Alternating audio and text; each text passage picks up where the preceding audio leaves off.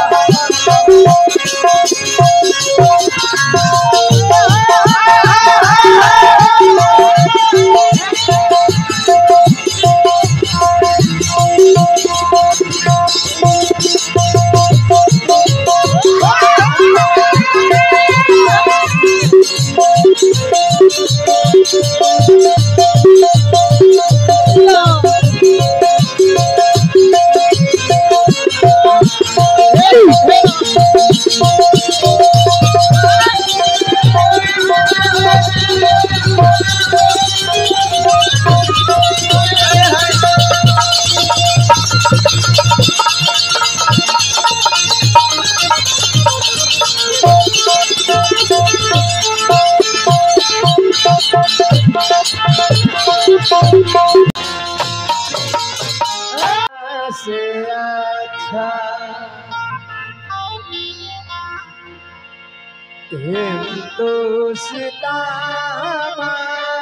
हमारा सारे जहां से अच्छा।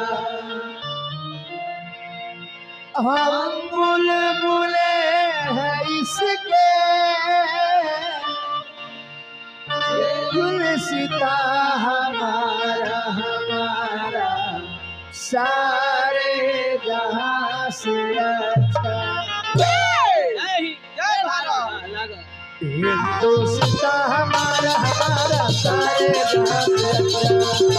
हिंदुस्तान हमारा सारे जहां से अच्छा। हम बुलबुले हैं इसके गुलसिता हमारा सारे जहां से अच्छा।